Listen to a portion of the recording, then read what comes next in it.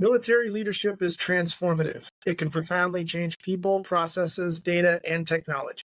It has an outsized influence on cybersecurity operations, and the cybersecurity industry as a whole. There are a lot of former military leaders in cyber. What's the story here? Today we get a chance to ask some CISOs and talk about military leadership in the cyberspace. Assemble the council.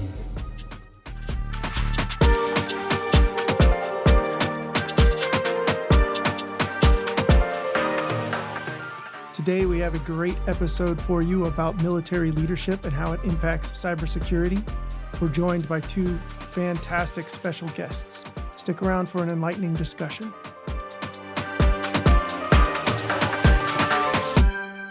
Greetings, and welcome to the fifth installment of the Cybersecurity Council podcast.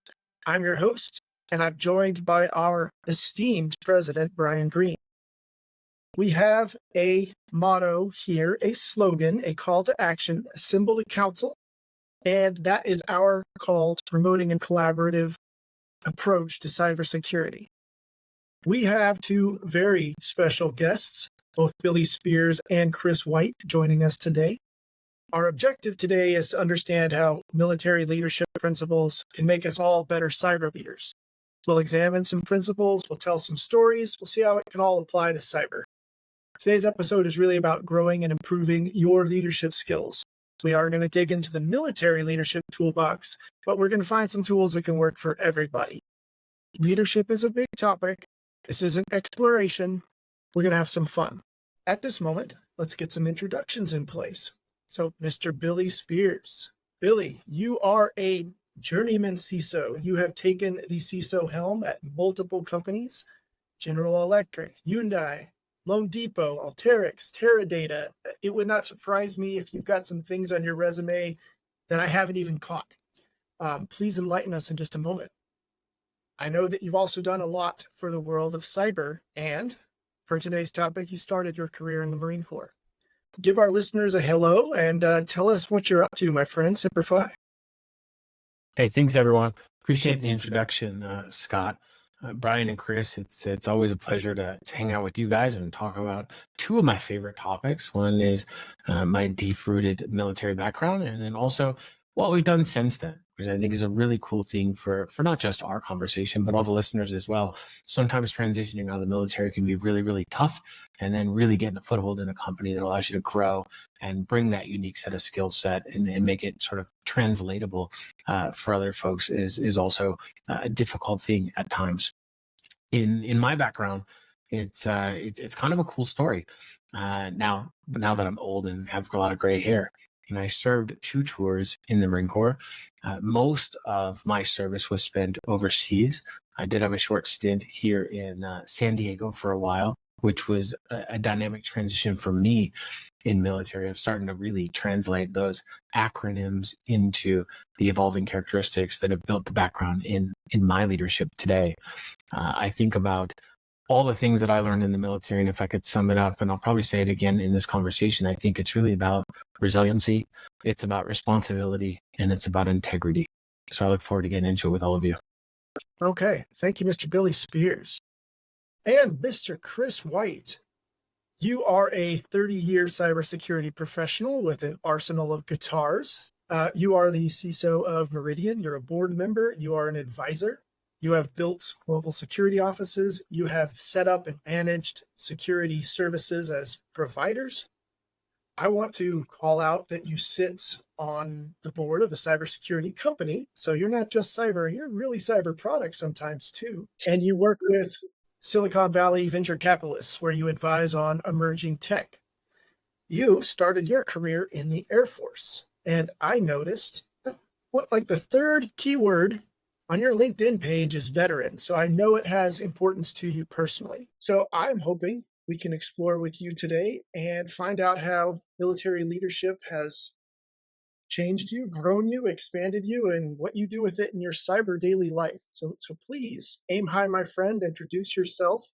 Tell us a leading thought on military leadership. So I want to start with a quick correction. It's 35 years now, not 30 years. I spent my first 10 years in the Air Force. I actually lucked out into the cyber career field. I went to NEPS and I wanted to be air traffic control. And they said, well, you can just join an open category. You'll get the job you want when you get to basic training, which many of us military members have been through that journey.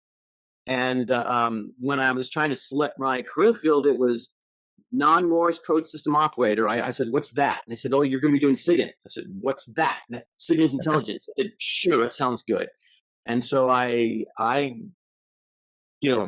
luckily fell into cyber before they called it cyber, and I've been doing it ever since. That is brilliant, Chris. Thank you. To our esteemed president, Mr. Brian Greene, I'm glad to be sitting here beside you, and I'm also glad to see you in front of the Cybersecurity Council blue illuminated sign. You're looking good. Would you like to share anything with our guests before we get started? Just a big thank you. Obviously, both you guys have been very active in supporting what we're doing with the Cybersecurity Council, and we have been doing for now 3 years.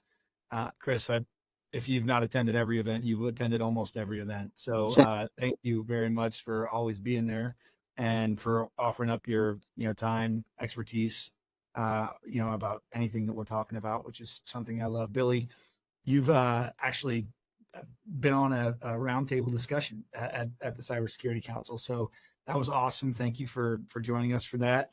You guys have both been really, really, really generous just of your time and of your expertise as it relates to our group and being here today to talk with us on this podcast. So just a big thank you to you both for that.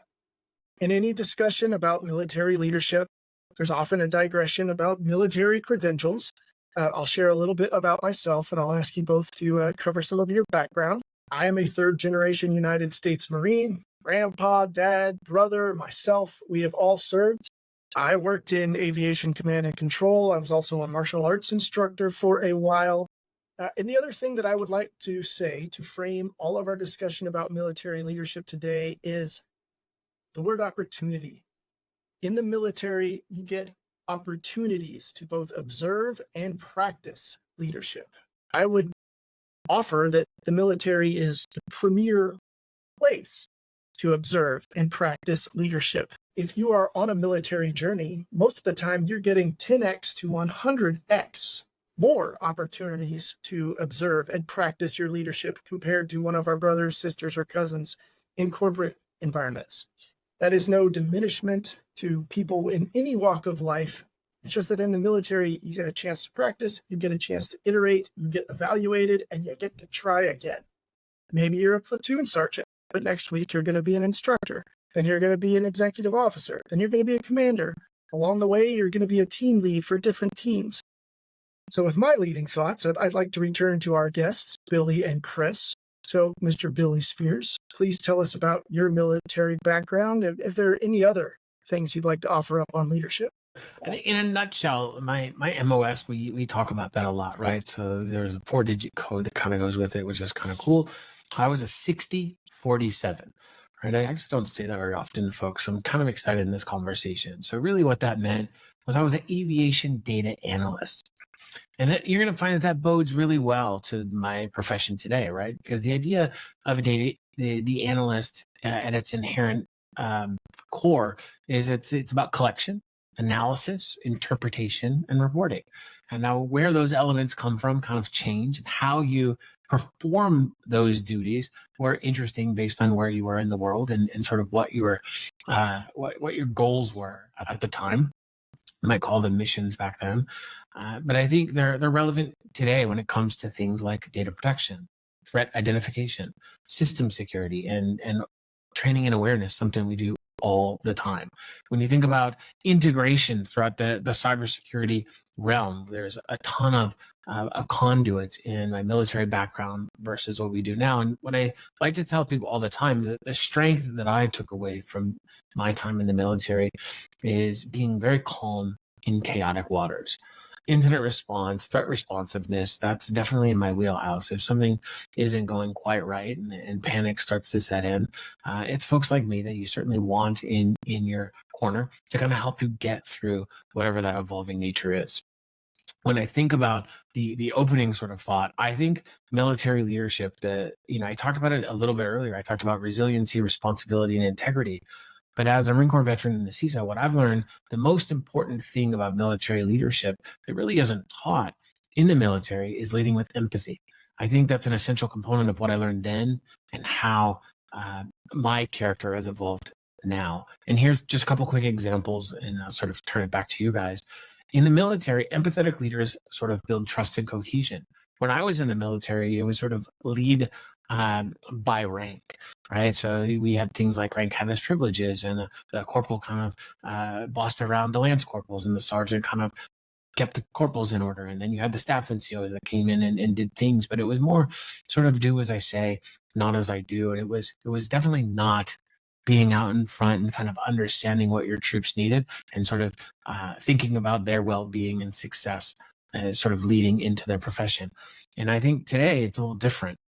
I think leading with empathy is recognizing the pressures faced by your team, listening to their concerns, and providing the necessary support. And that helps my team at least create a culture of open communication and strong collaboration, which only bodes better for their career, regardless of the exact profession that they end up in. Mr. Chris White, would you like to share more about your military experience?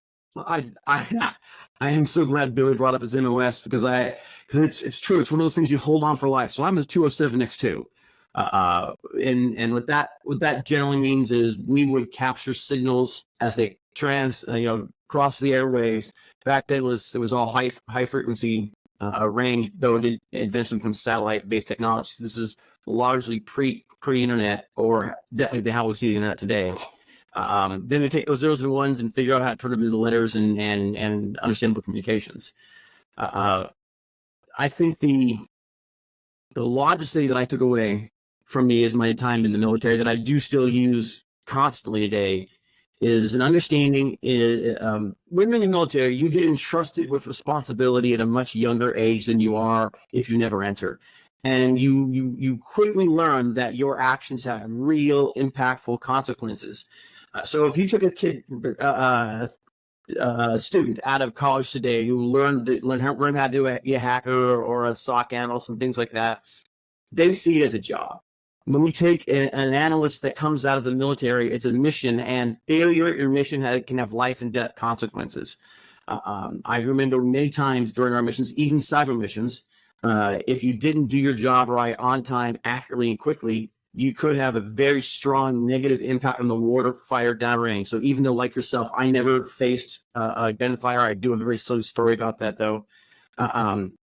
Your actions and your responsibilities had real impact. So as a young, 18, 19, 20-year-old, that sense of mission and sense of purpose translates quickly into an understanding on how to behave at a leader at many different levels throughout the chain. Very well said. Okay. Mr. Brian Greene, we are calling you an honorary military service person today. You are wearing a Navy football jersey. It's almost the same color as your alma mater, Duke.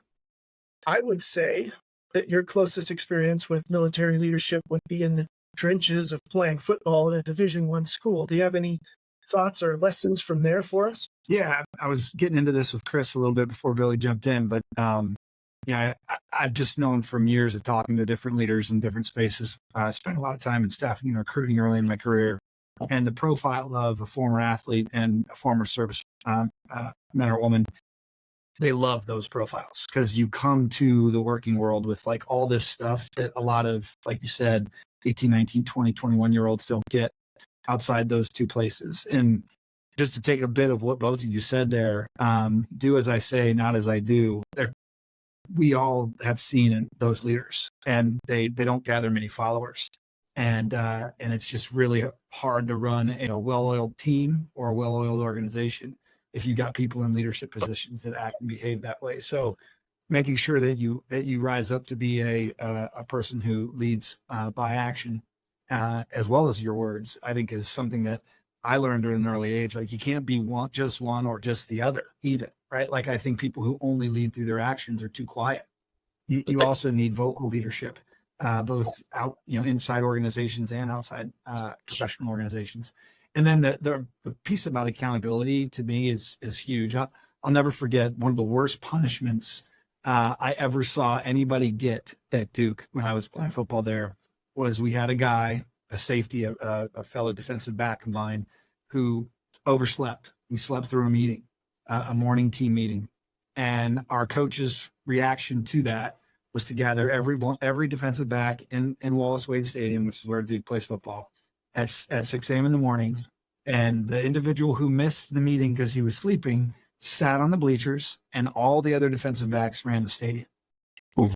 And yeah, and he just had to eat that, right? And that was a heavy. I can tell you that kid never missed another meeting, in the rest of the time we were at Duke. So you get these things, right, as a part of way more probably being a serviceman or woman than you do as an athlete. But you get some of that in the athlete world too, and a ton of respect for that process, both inside and outside military.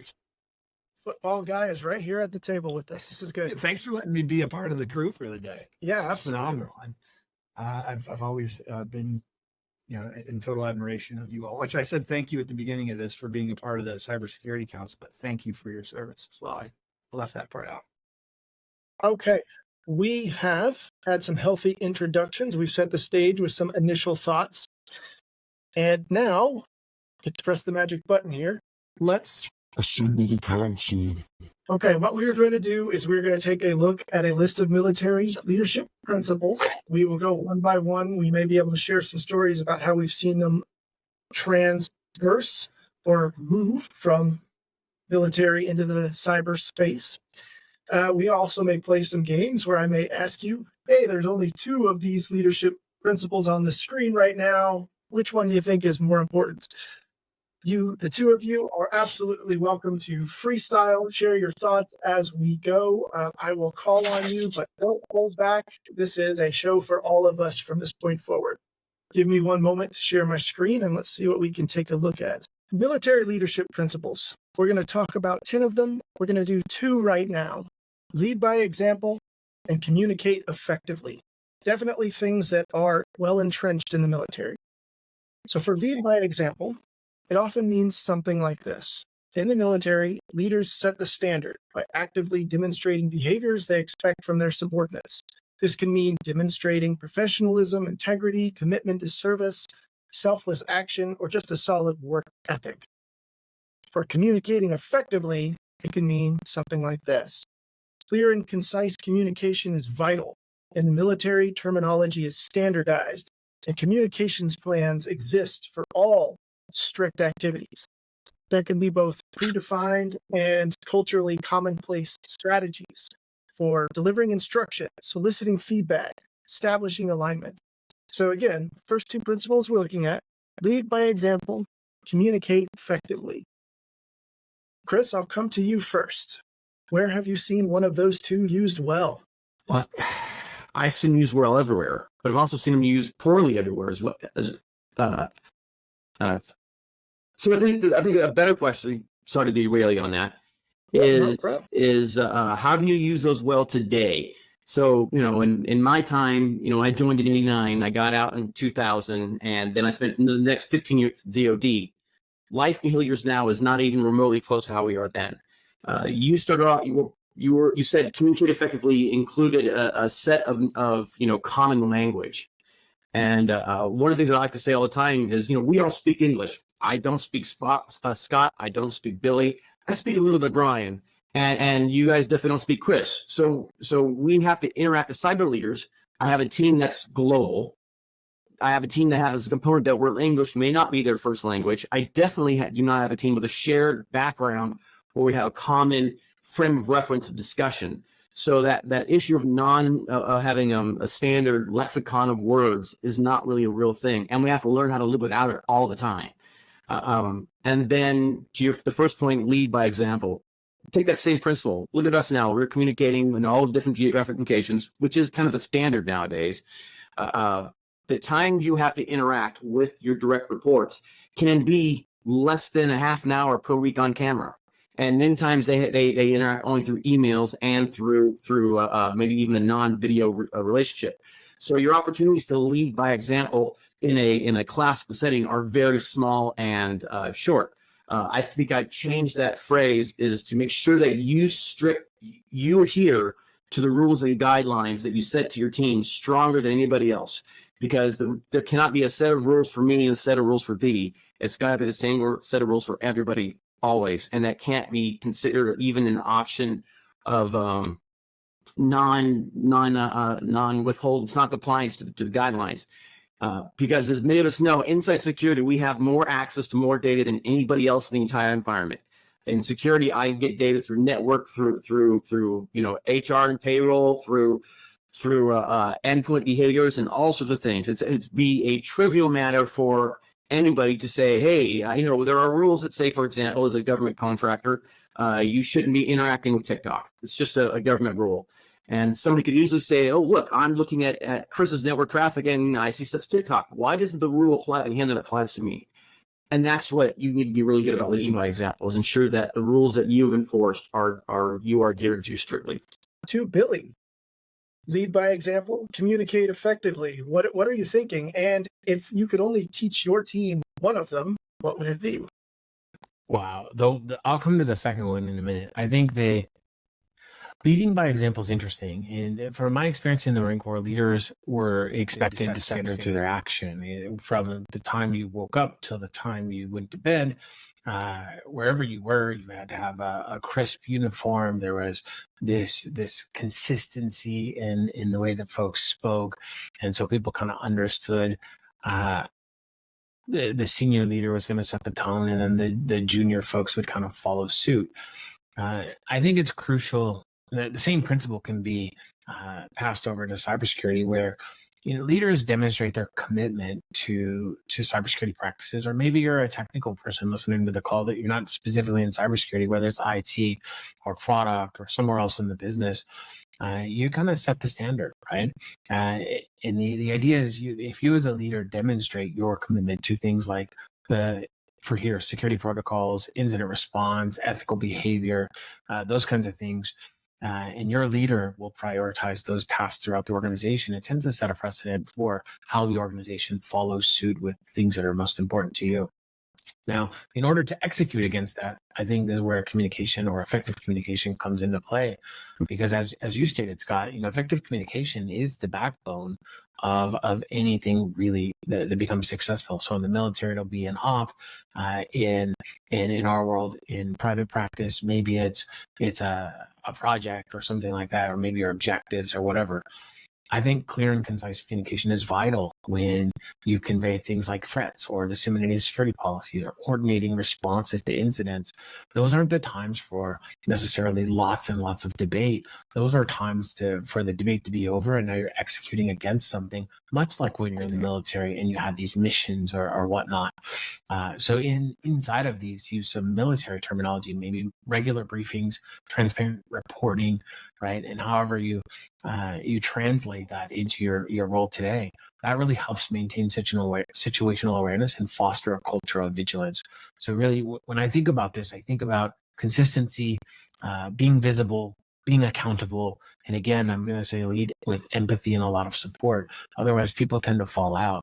I think what ex-military members or previous military or veterans forget about is not everyone's made the same way we were molded. So when you're in this side of the house, you can't expect people to respond the same way that you were taught to respond. And I think Chris said it very well. You perform how you practice, and we practiced a lot in our military sort of background, with a lot of consistency and a lot of care and consideration, because we were making sure that one another all made it through whatever the mission was, but you made it home. And making it home was a pivotal part that I haven't heard a lot of military vets talk about, where in my day-to-day world today, I'm not so worried about making it home. I'm just worried about having some time to decompress, right? And so I think it's a little bit different. So if I think about one of those things, I think I would come home and say, they have to be effective communicators, and hopefully their communication influences that example that we've talked about. Okay, excellent analysis all around. I'm going to jump to the next two. We've got a number of these to get through.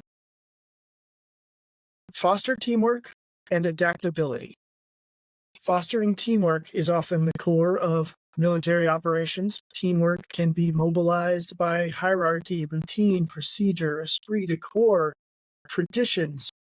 The military often has unique ways of encouraging collaboration and unifying around a specific action.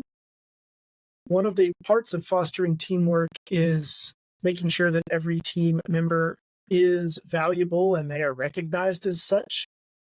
In many ways, the military wrote the book on team building.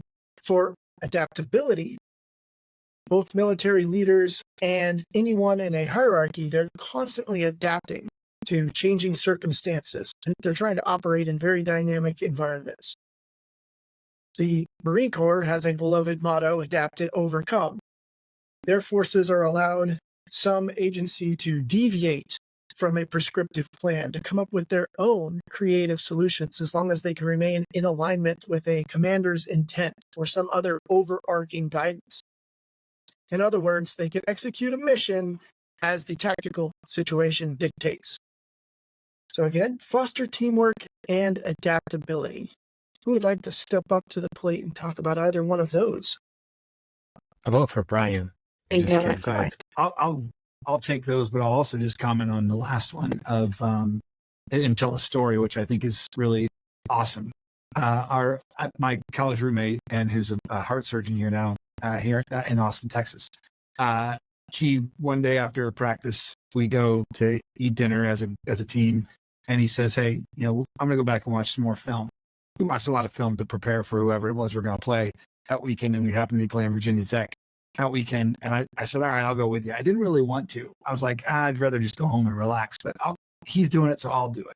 So we went back, we watched some film, we watched some situational stuff. Like, what is Virginia Tech? And I think it was Marcus Vick, Michael Vick's little brother, who was playing quarterback at the time. What do they like to do on third and long? Right? Well, what play is percentage wise do they more often run than others? And so we watched about 45 minutes, an hour of film, get to the game. We're in a critical third down early in the game because they ended up blowing us out in the second half. But we're in a critical third down early in the game, and I recognize this kind of bubble screen that they like to run to the side of the field that both Brennan and I were on. And, so lead through example, Brendan gets me to go watch some extra film the week before communication. I scream up to Brendan pre-snap, look out for that bubble screen, and he's like nodding back at me. They run right into Brendan. He makes a TFL for -5 yards. And I went crazy. Like the next day, we come in to watch film as a team, and our head coach is going to show that play to the team, because my reaction to Brendan successfully getting into the backfield and tackling that guy, I sprinted as fast as I could to Brendan and jumped on him. And he's like, we need this kind of enthusiasm. And it was all because of leading by example and going to watch film and me communicating pre-play on what was in the back of my brain. So I addressed our previous one, but that's also fostering teamwork, and that's also having accountability. So he had the accountability to go back and watch the film, and I held that accountability to him as my teammate to go do it with him. And all of it is fostering teamwork. So maybe I wrapped it all into one story. We're looking at teamwork and adaptability. Chris or Billy, do you want to offer anything? Brian did kind of hit one of the points that I was getting ready to hit is well, I know we're breaking these up into pairs of twos. They really all work together. And kind of going to change the rules from teamwork to creating a team of trust. And with that, I think you gain the adaptability. So the stories I like to tell is I had a colleague, a team that I was a part of, and I actually had just joined this team. And I was friendly with all of them, as you are. You're early in a professional relationship. And myself and a couple of the key leaders had kind of set away to have a conversation about a problem we were facing. And they asked the room, said, hey, how are we going to handle this? And the senior leader said, we're all friends here. And I looked at her and I said, well, we're not. We're friendly. We are friendly, but we are not necessarily friends. I do not behave with you as my friends because we honestly have that kind of trust, right? And that trust is what builds a strong team. When I know that my teammate has got my back, or I've got my teammates back, or I'll support them in their time of need and help them get the job done. So I can recognize the problem with them, as Brian just noticed, and then we can adapt to the problem at hand. And then to kind of go back to the previous question is works from a leadership perspective as with strong, transparent communication. I have to arm everybody in the team with the knowledge they need to do the complete job, and not just the job at that moment, but the job over the period of time. And so when they have unplanned for events, because in cyber we always have unplanned for events, they understand our kind of goals, our kind of theories, and what we like to try to achieve, and they can adapt for it on the fly because they have the knowledge and they have the trust in each other to get the job done. Brilliant. Mr. Billy? Yeah, what he said. I think teamwork is essential, right? Going back, so I like this sort of military, and then where we're at today in industry. Teamwork in the military is absolutely essential. Life and death depend on it every single day. Your feelings in these situations don't matter. So for all of you spouses of military members, give them a little slack. They are training to not have feelings. It is not their intent when they come home that way. And I think that the success of that mission, it often depends on the collective effort of the unit, regardless of where you're at or what your responsibilities are as an individual. In technology, fostering a collaborative environment, especially cybersecurity, ensures that cross-functional departments throughout an organization work together to do things like identify vulnerabilities, respond to threats, and develop refined security strategies that make sense within the tolerance of that particular organization, encouraging things like where cross-functional teams share these knowledge and resources. It, in my experience, it significantly enhances an organization's security posture because people just are in the right place, they're at the right time, and they understand their job. They're not just thinking from a book or the tests that they learn. And in security, we are test-taking people. You hear me, Jeopardy? We are test-taking people. We're ready for you. So when I think about adaptability, this happens a lot. In the military, you're adapting to changing circumstances on the ground that drive sort of the output. So if the enemy evolves, you evolve. If some of the circumstances change, you have to also change. That's no different, really, in cybersecurity today. Adaptability is crucial. Cyber threats are evergreen. They constantly evolve, requiring security professionals to remain agile, continuously learn, and adjust strategies to counter new threats effectively. And wherever you guys are, there's no different in that in your everyday life. You get a new neighbor, they build a fence. You don't like the fence. Like, you got to adapt to some things. And it forces back to what we said before, effective communication.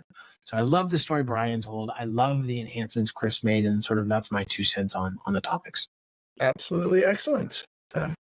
Mr. Brian, do you want to jump in on teamwork or adaptability? Yeah, I'm focused on that trust piece from Chris. Ever since you dropped that, it's sticking in the back of my head. And how do you build that, right? Because so the way you build it in my day in the military is you all get drunk and you puke on each other. You do some very questionable things, and then you kind of maybe at the morning you help each other up. You dust the spirit off, and then you're ready to go.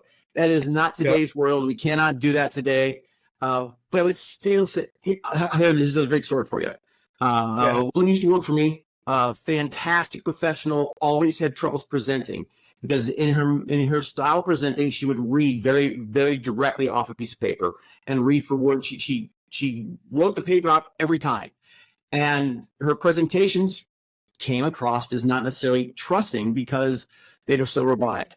And I told her, I said, when you're interacting with your clients, it's okay to slip up and stutter. It's okay to make a small mistake in grammar, because by doing that unconscious misstep in front of them, you are giving that person you're in front of the ability to witness your small mistake, and they are understanding instinctively. You are trusting them, and then that trust comes back.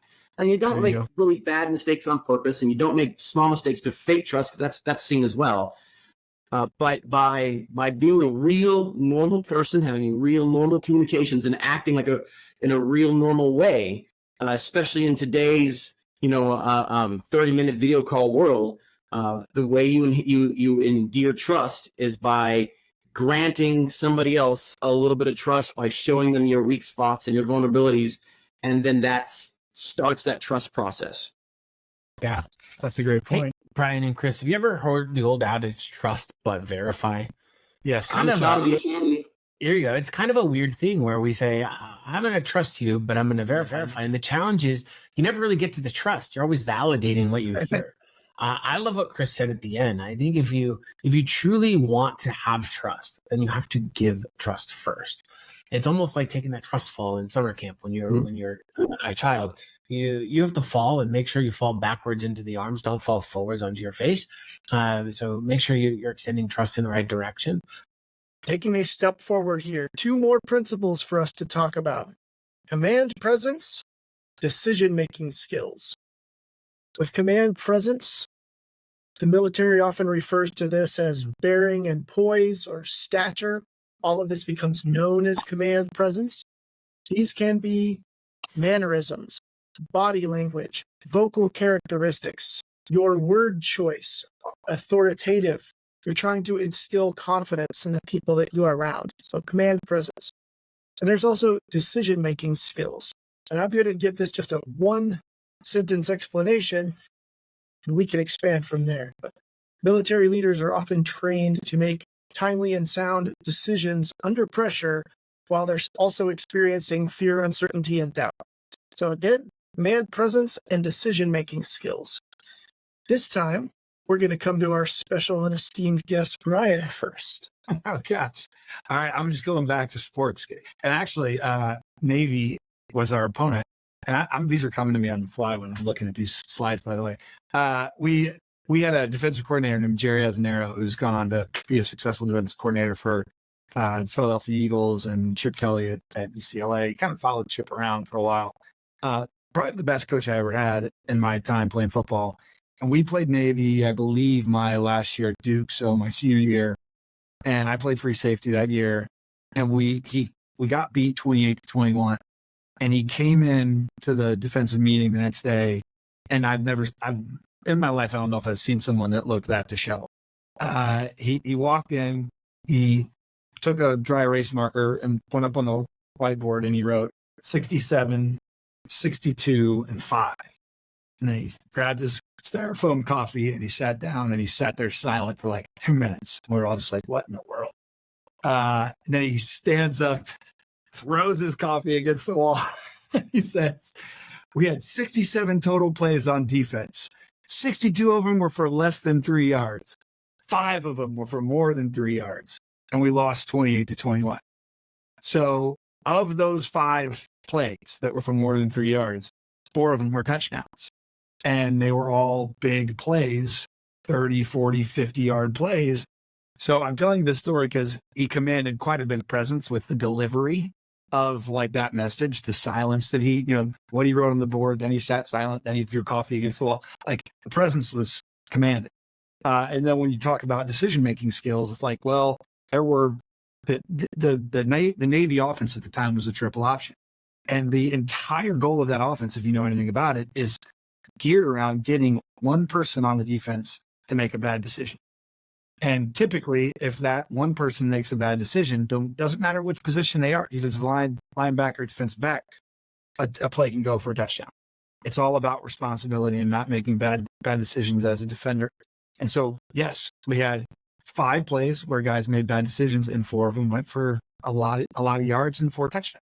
So I think I'm getting both these topics on with each one of these stories. You guys can tell me if I'm not. It's all good. Football is life. Okay, command presence, decision-making skills. I'll come over to Chris White.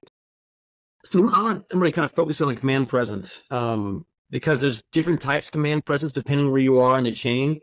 One of the best pieces of advice that I was given as just getting ready to touch that executive rung, right before I became my first deputy CISO role, was around from a partner at EY, and he says, Chris, I know that you know all the answers before we get the questions come out of our mouth. I know you know how to address all these problems, but when you start attacking them and getting us answers so fast, you reduce your presence, your executive presence, which you need to have to get to that next stage in your career. And to what Brian just mentioned ago is take that time, reflect, consider, and then give the answer that you have in your head instead of tripping over yourself to get it out. That presence of leadership, that presence of consideration goes a long ways in the room to deal with the crisis, especially as a CISO, when you might be telling the CEO that, hey, we have to turn off the AD, otherwise worse things are going to happen. And the cost to us is going to be measured in the millions of dollars per minute. But it'll be okay in the end. And then that same kind of thought process of consideration goes down to the director of security, the SOC manager, dealing with that crisis and having that consideration, that level head, that pause and presence to help lead the team and direct the team to make those important decisions to deal with the crisis at hand. So if you're slipping that either item, I think in this case, the command presence, the executive presence, leads to the good decision making. These have dependencies indeed. Billy, command presence, decision-making skills. Yeah, you guys are taking all the good nuggets. I'm gonna have to try to keep up with some scraps here. I think it's a terminology difference. You know, if I think back to my military days, you'd have, you know, your CEO or some senior leader show up, and I always thought, you know, someone that has strong command presence inspires two things: confidence and respect. If you kind of translate that into a very long career leader in cybersecurity, I think a leader with executive presence, number one, leads with empathy, and two, effectively manages through situations without creating a bunch of chaos downstream. And there's a whole bunch of scenarios you can talk about there. But before I do that, I'm going to give a shameless plug to one of the greatest authors on the planet. I think what helped me evolve from those two things is I read the book called The Five Levels of Leadership. And it was written by a man named John C. Maxwell. In there, he talks about these 5 levels of leadership. And the reason I bring that up isn't really to give the shameless plug, even though I did. But the idea here is when you think about in the book, he talks about positional leadership all the way to pinnacle leadership. Pinnacle is more about who you are and what you represent. And the position leadership says, I have a title and I can force you to do some things, but you're going to feel some way about it over time. And there's a whole bunch of stuff in between that. So if you get a chance, check out the book, or if you feel like to listen to it, do that.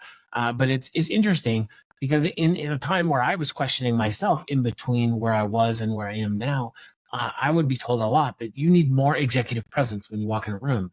And I was like, can anyone just define that? Can you wrap it up, put it in a box, download it to me? I'll know what it is. And people would just be like, no, you'll just know when you have it. And other people will do it too. And it would become very frustrating for me because that's not actionable. So when I think about executive presence today and the who you are and what you represent, there's a lot that's built into it. But I think the thing that great leaders lead with, again, is empathy. Lots of empathy.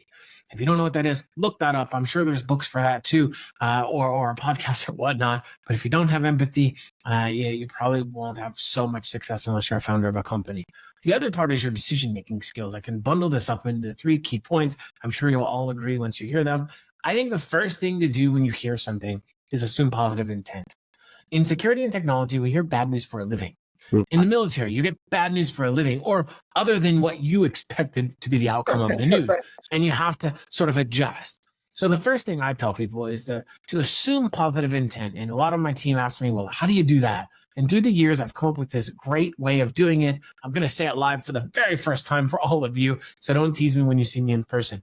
Look at someone, especially an adversary that you have in the office. You look at them directly in the forehead, right above their nose, and you think in your head, you love them. Say, I love you to your enemy and see what happens. You're doing it here. You're smiling because you can't hate someone that you love. So it's this weird psychological reaction that says, I'm going to give them the benefit of the doubt. And then you go get your facts. That could take a week, a day. It could take as long as it takes to gather the facts and kind of bounce those ideas off a colleague or two. And then you get enough information to be ready to make that informed decision. And don't feel pressured to make a decision. If you're not ready, you're not ready. So assume positive intent, gather the facts, make an informed decision. If you need some help, love people. Mr. Billy, you are fun to have as a special guest, my friend. And you said that your mission today was empathy, and I think you're at a 10 count. You are leaning into that. We believe you. Appreciate that, Scott. Assume positive in my marriage as well. He hits something I say all the time is we as security professionals deal with bad news all the time, every day. And it's very easy for us to fall into the realm of everything you see is somebody trying to do something evil, which is absolutely false. So you have to, I tell my leaders all the time, I say, I'm going to give you some information and I want you to understand that I am a pessimist by nature by my job. However, I have data that supports my positions. So as professionals, we always say, is this really a person trying to do a bad thing, or is it just weird data, or maybe they clicked the wrong button and they thought they were doing the right thing, and that's okay too, right? It's very, very, very good advice from Billy there is assume good intent. Yeah, for sure. I definitely like it myself. Cybersecurity, information security, we often get labeled as the party of no, business blockers. And we try to combat that by saying, let's find the path to yes. Let's figure out how we can say yes to that situation.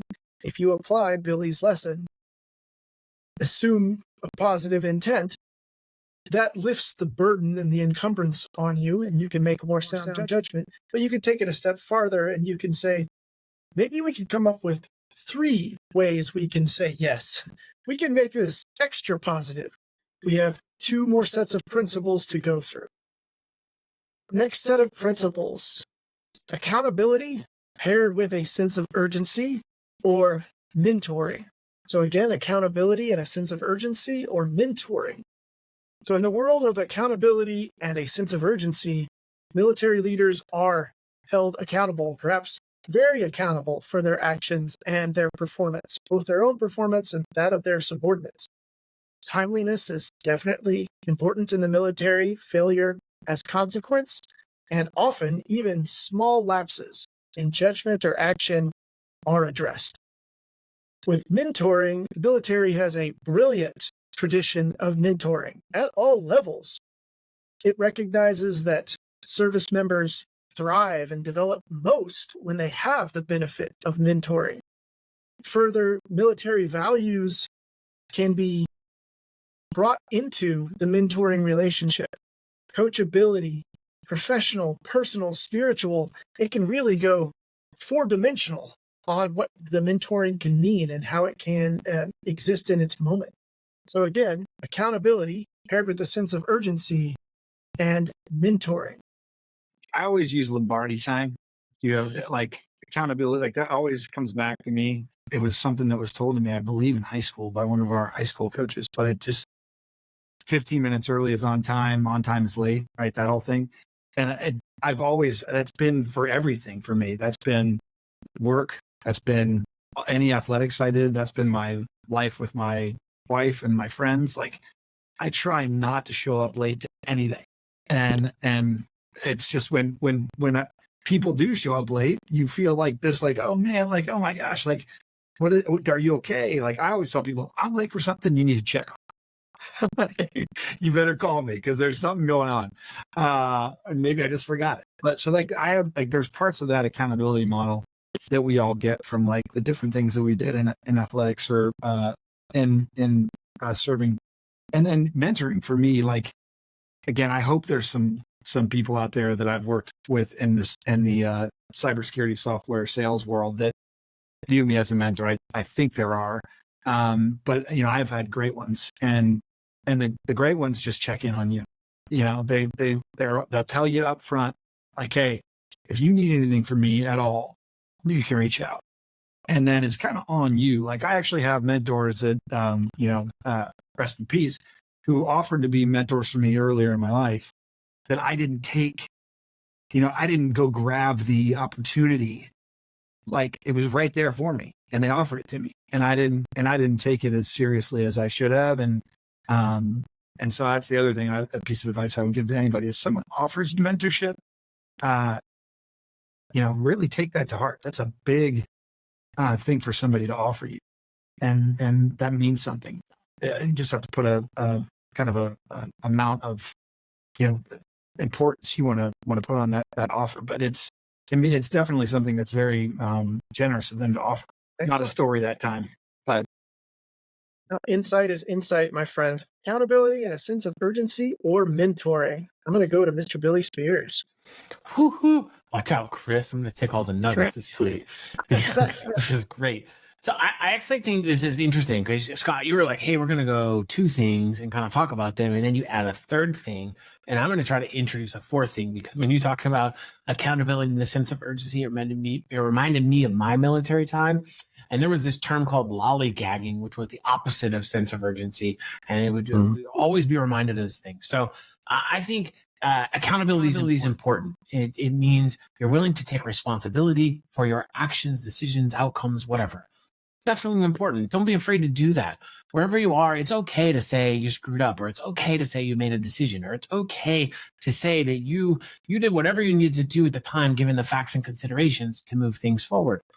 Sometimes bad things happen, but I think it's the folks that don't take accountability that almost build up the consequence in what comes, because you spend so much time trying to figure out what happened and who made a decision and sort of why, that it makes it really difficult to solve the problem sometimes.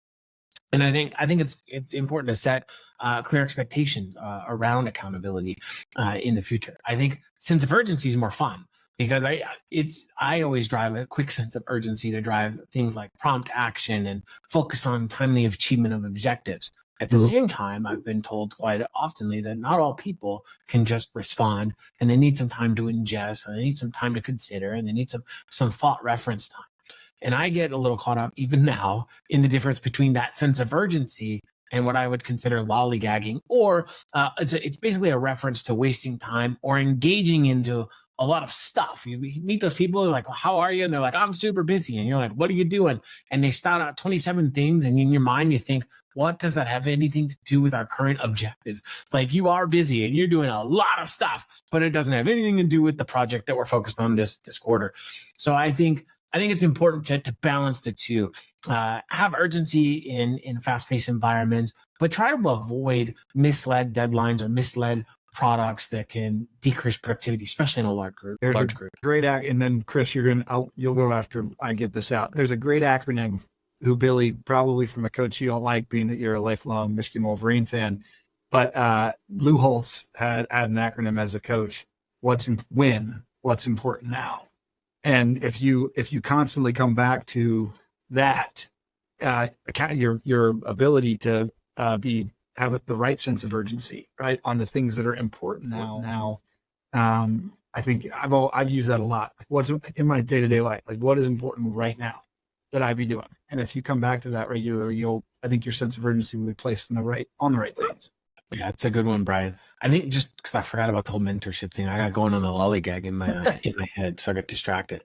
I think mentors today are a little different. I don't know about you guys. And early in my career, finding a mentor that could tell you or provide meaningful or actionable suggestions on how to improve was rare. I think people were protecting their spot in the workplace, and they felt like if you were awesome, or you excelled at something, or you kind of stood out behind their shadow and shined the light, that somehow you were disadvantaging them. And I don't think that's the case today. I think great leaders set people up for success in whichever avenue they want to take inside their career. And I think inside those sessions, it's important to set clear expectations. What are the roles of the mentee and the mentor, and what are the goals that the mentee would like to take? If I just tell you what I think for your career, my experiences are going to be very different than whatever you're going to traverse. I also like to anticipate regular check-in, meaning if you don't call me, I'm going to call you, because much like in the military, there's a statistic that's near and dear to my heart. There's 22 suicides a day for military members. So just because you don't hear from someone doesn't mean they don't need help. And sometimes they need you to pick up the phone or send a text and just check in and see how a brother or sister is doing. So I like to do that. And then I like to lead by example there by saying, here's what we talked about. And sometimes in mentorship opportunities, I find ways to grow. And so I take that in and say, here's some accountability I had with our last discussion. Here's what you said you were going to do.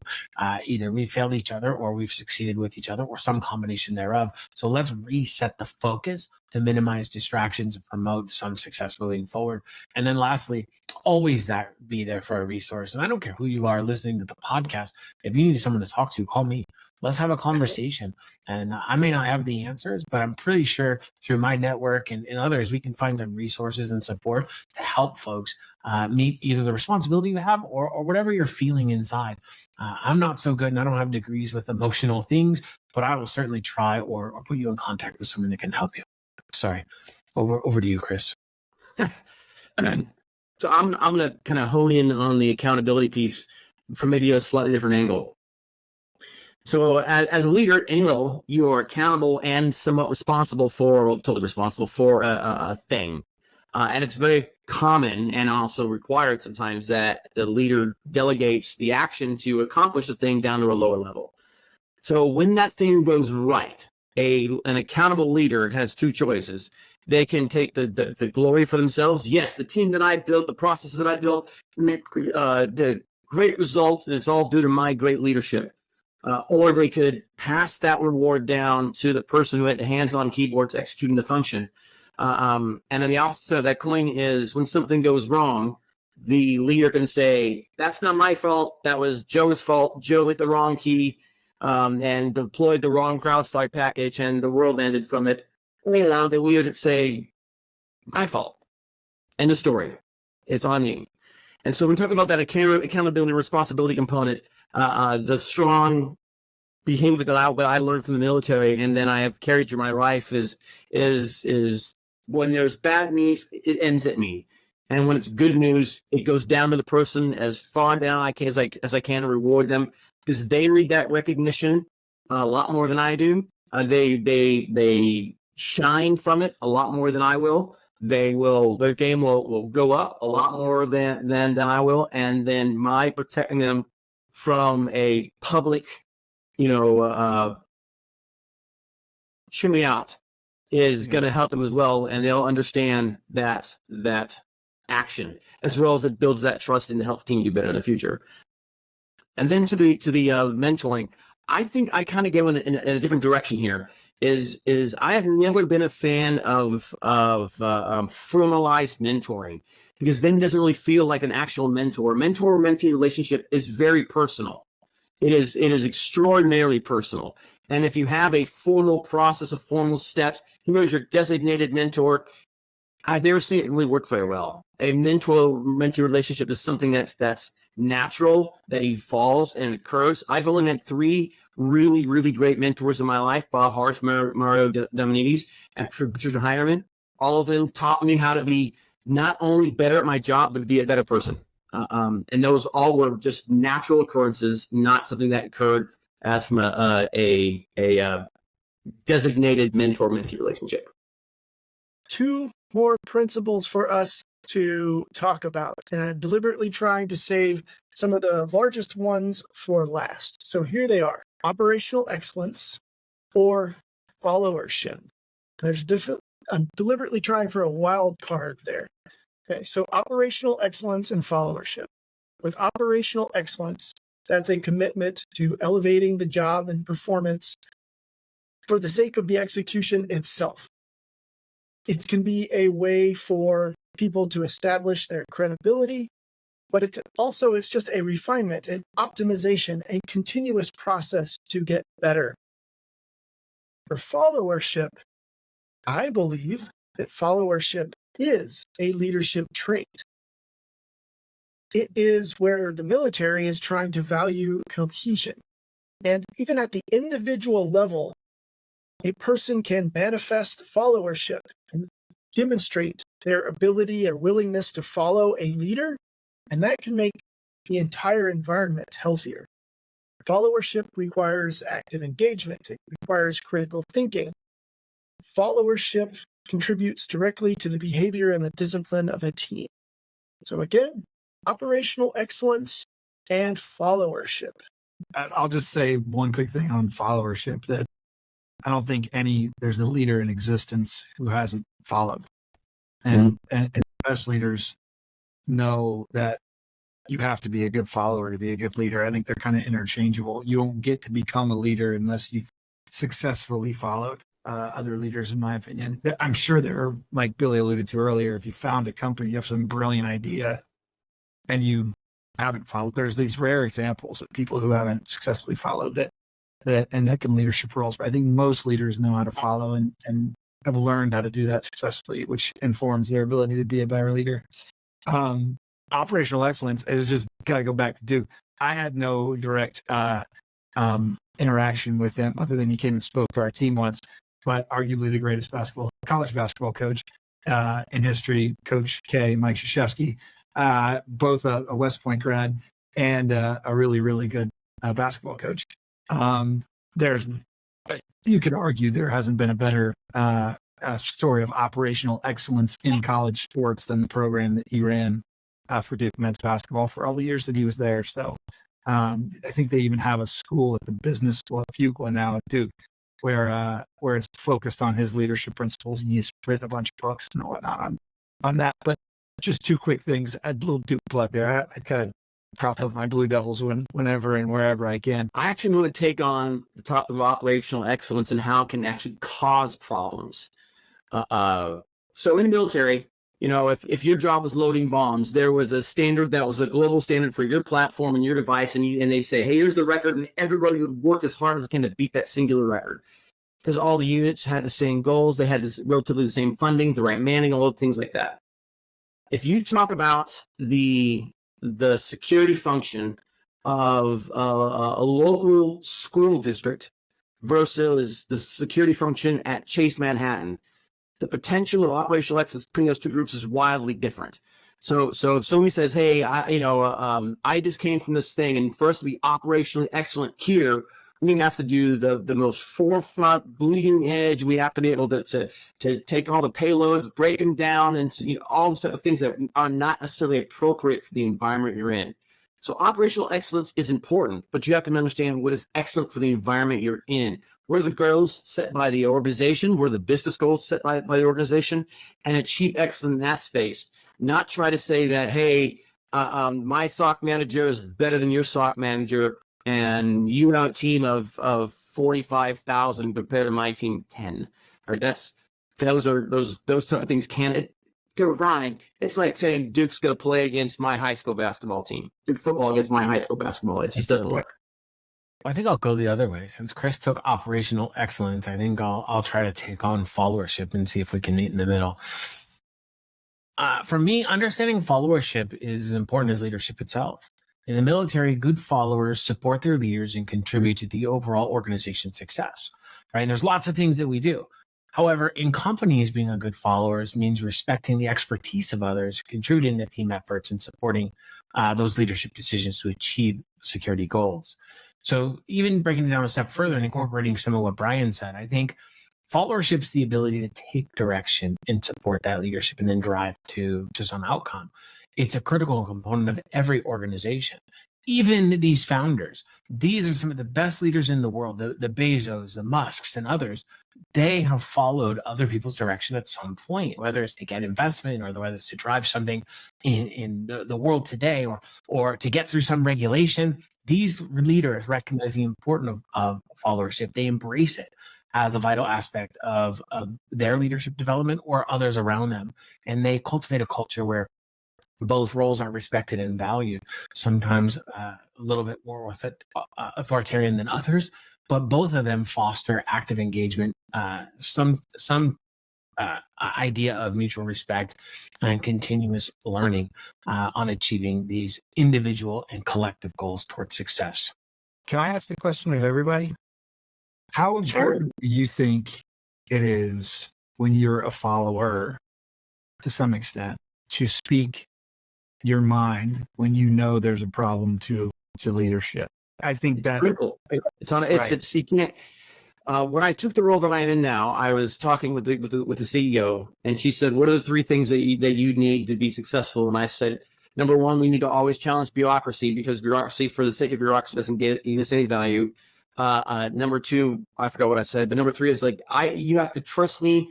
It will allow me to speak to you plainly at all times. I have to be able to come to you with a problem, a big problem, and talk about it, without a fear of reprisal, because we need to solve the problem. If at any layer, that's true across the most, the intern that by lucky chance found some weird data packet and said, hey, this should be blue and it's red, and has to feel comfortable reporting that upward the chain. You have to always not only allow it, but encourage it strongly. Yeah, I think Chris is pulling me back into the other principle. So for me, when he's describing that thing, I think what he's describing really is operational excellence. I think for me, it's doing the right things the right way every time. And it almost opens up a holistic approach to integrate things like continuous improvement or customer focused or building engagement or whatever. But I also like a point Chris just made. It's really important as CISOs. You usually are bringing forward the hardest news that nobody ever wants to hear. And it isn't that you're trying to just rain on somebody's parade. Instead, you're bringing umbrellas and you're typically bringing solutions. They're just really hard solutions that require the agility to adjust a little bit. So you all can come together and overcome whatever the challenge of the day is, so you can get back to harmony inside the company. I would like to wrap us up a little bit here. I want to thank our special guests, Billy Spears and Chris White, for joining us today. I am grateful that we got a chance together to understand military leadership principles and how they can make us better cyber leaders. I'd love to get a wave goodbye from all three of you and see if there's any closing comments. We'll come to Brian last. Mr. Chris White, thank you for being here, sir. Thank you. And at the risk of extending the time, I think there were two things that were critically missed. Empowerment is you have to empower the people at the lowest level to make decisions, because there's no way the CISO is going to be able to know the right answer all the times. Enable the people at the bottom level, close to the problems, to make those decisions. And then the second one is sense of ownership. The people who are going to make the decisions have to feel they own the thing, so that they have buy-in to the thing, and that creates the best result. So beyond that, thank you for having me. I really appreciate the invite and appreciate the opportunity. Thank you, Chris. Mr. Billy. Yeah, I think the number one thing here is to thank the Cybersecurity Council for this impactful and important discussion. I appreciate Brian, you, Scott, yourself, and also Chris for such amazing thoughts that kind of went back and forth in this discussion today. For me, it was awesome. I'm looking forward to many, many more discussions. And if you guys have ever followed one of my podcasts, if not, go to wherever podcasts are held and check them out. We like to challenge the norm. But I think one of the social media things today are, don't be afraid to like, comment, and share if you want us to hear more. And we'll bring more of these kinds of things to you. And then shameless plug for me. Sorry, Chris. Don't forget to follow me on all the social media channels that are out there. Every time you follow me, one of those clicks help me to keep my voice alive and tell you all the things that you probably don't want to hear. And I'll just close with, again, thank you for the jersey. Felt good. Put me in the right state of mind. Appreciate you guys allowing me to be an honorary member of your club today. And I learned a lot. Honestly, there's a lot that was reinforced. I thought I knew, that hearing them from you all, because you have very different experiences than me, reinforced a lot of what I thought to be true, but also a lot of really unique perspectives and stuff that I'm going to use in my job, but also, as I mentioned earlier, some of which I'll use in my personal life, my marriage, other places. So this is really great. I appreciate you guys, your time, your thoughts, your input, your expertise, and all the rest.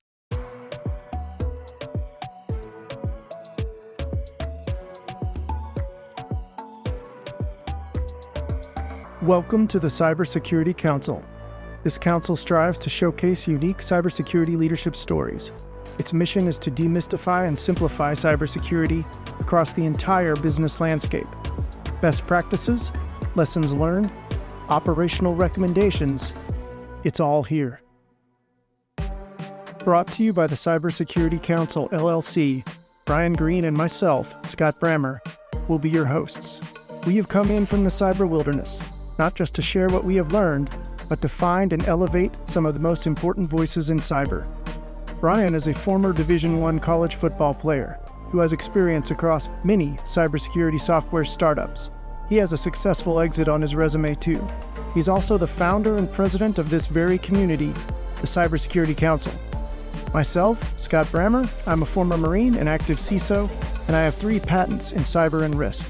As hosts, we are here to elevate best practices and strengthen the cyber community, both for the community itself and its allies. The Cybersecurity Council has had auspicious beginnings here in the Austin, Texas community, but we are already going worldwide. Everyone should be a cyber practitioner. The views expressed on this podcast, either by us or by our guests, are our own, and they do not necessarily reflect the view of our organizations. This podcast is intended as a forum for professional knowledge, but it is not legal or regulatory advice. Always consult your legal professionals for legal and regulatory matters. And now, Assemble the council.